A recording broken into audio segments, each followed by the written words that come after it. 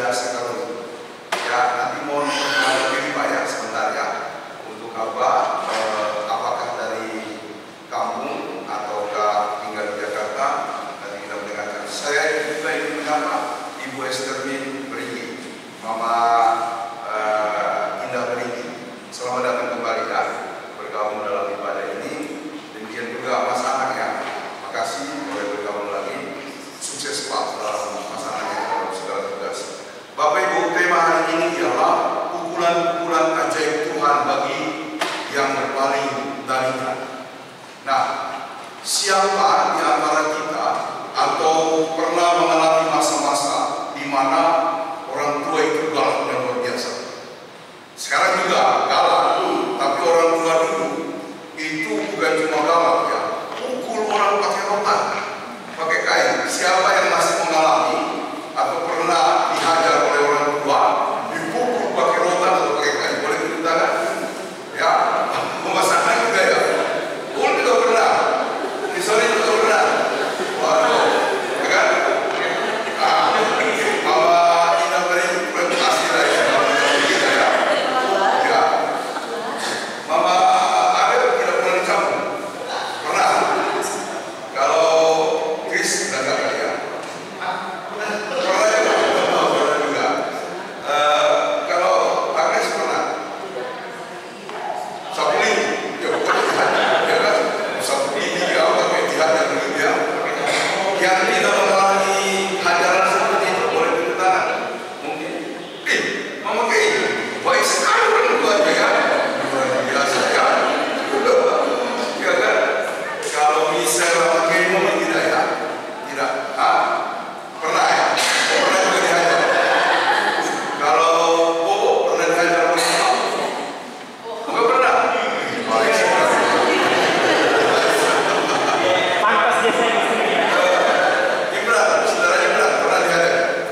Pernah. Pernah ya? Saudara-saudara, kalau boleh tahu, Misorin dihajar pakai apa? Ya?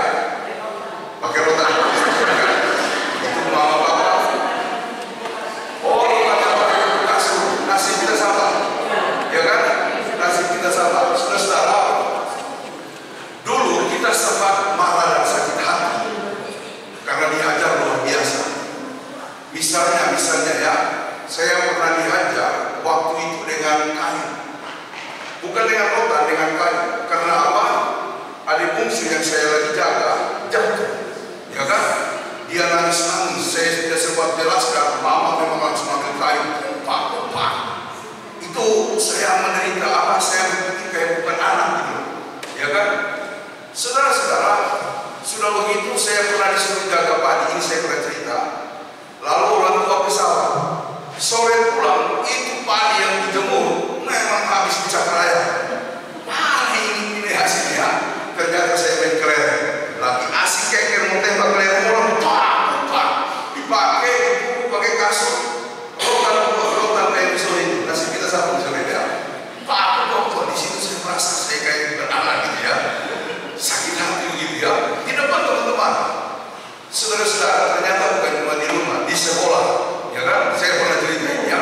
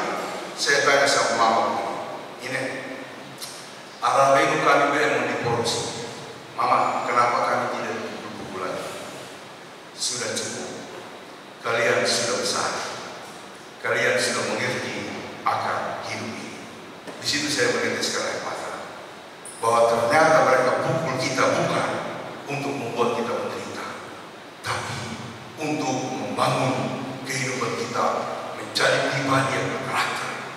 Makanya saya kagum ya kalau Mama Kay tidak buku tapi jadi orang begini ya, dibentak ya, dimarahin ya, dimarahin ya. Bapak Ibu, kalau anak-anak salah dimarahin saja. Walaupun mereka bilang nanti saya lapor ke Seko, ya kan? Bukan saya bilang nanti sebab saya lapor ke Seko. Karena SD dia masih bagus, tapi STK dia bagus, tapi lalu SD pernah dia berbohong. Memang saya cari-cari dia berbohong. Lalu kemudian saya suruh berdiri, saya lipat itu selang dua, saya hantam sampai melintang kok straight di kaki, ya kan? Baru dia mengaku. Memang saya agak merasa kasihan, tapi yang harus dihajar. Ya. Saudara-saudara, Tuhan mengatakan, aku akan menghajar engkau. Firman-Nya, jika engkau kukasihi, karena itu engkau kutegur dan kuhajar. Mengapa Tuhan menghajar kita? Karena Tuhan ingin supaya kita berjalan di jalan kebenaran, supaya kita menjadi manusia yang diangkat martabatnya, yang hidup dalam anugerahnya. Tuhan benci sekali kalau misalnya kita jauh daripadanya. Dia ingin kita kembali ke dalamnya, karena dia ingin membangun kehidupan kita. Karena itu berkali-kali saya bilang, teruslah kita beribadah, berdoa, walaupun apa yang terjadi, walaupun mungkin banyak kesusahan dan penderitaan, berteriaklah kepada Tuhan, jangan lalu kemudian menyalahkan Tuhan. Tadi malam di Natal Longkea, saya menjabarkan ada 3 sikap daripada orang-orang yang kemudian tidak dekat dengan Tuhan. Ya, apalagi kalau dia selalu berpikir negatif. Yang pertama, dia akan menyalahkan keadaan. Ya, yang kedua, dia akan menyalahkan sesamanya, orang-orang di sekitarnya. Ya kan, suami istri kadang-kadang berantem, jatuh, apa yang saya bilang, ya kan? Lalu menyalahkan suami istri. Yang ketiga, menyalahkan Tuhan. Saudara-saudara, kita dipanggil supaya tidak dalam jalan itu, dalam kondisi, supaya kita hidup oleh kasih karunia Tuhan. Di sini mengerikan. Kata Tuhan, aku akan memberikan pukulan-pukulan ajaib. Pukulan ajaib ini adalah sebuah gertakan dan ajaran yang bukan saja ajaran seperti mama pukul anak, tapi ini ajaran dalam kekuatan dan kekuasaan Tuhan yang tidak bisa ditolak, bahkan tidak bisa membuat kita mengalami kelegaan, berat, membuat kita menderita. Pukulan-pukulan ajaib bagi mereka yang jauh dari Tuhan. Saudara-saudara, ada dalam bentuk penyakit yang bukan cuma sekedar penyakit, tapi penyakit dalam waktu lama. Ya, jadi Mama ini bukan maksudnya untuk Mama Tuhan. Ya, nanti saya jelaskan. Ada 2 bentuk hajaran termasuk penyakit yang diberikan kepada kita. Yang ini namanya hukuman, yang tidak mampu kita tanggung. Dan dikatakan tadi Tuhan akan bergembira ketika dia melakukan itu kepada orang-orang yang melanggar hukum-hukumnya atau yang kemudian berpaling daripadanya. Tapi kalau penyakit seperti Mama Abel, atau saya dulu pernah dibawa ke rumah sakit jantung harapan kita, itu warning. Ya, sekaligus juga itu adalah jalan berkah. Saya lihat Mama Abel dalam kondisi seperti ini, berkahnya banyak, gitu ya. Ya, itu tamu nggak habis-habis di rumah Mama Abel. Saya heran begitu ya. Ya kan, tamu nggak habis-habis di rumah Mama Abel. Datang ini, datang lagi, ya kan. Tetapi berkat Tuhan melimpah. Oh, saya bilang ini keluarga diberkati, walaupun Mama Abel sakit.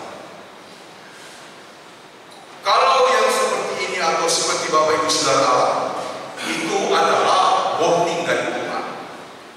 Warning dalam arti ini, ada ibu yang di GKI Bintaro, dia lagi masak, yang tiba-tiba dia kaget, lalu sendok yang dia pakai untuk menggoreng keangkat, kualinya juga miring, untuk apa tumpah di kaki dan tangannya. Itu dia menjerit luar biasa. Tapi di rumah sakit, ketika dia diobati, dia berpikir begini. Bahkan setelah itu dia cerita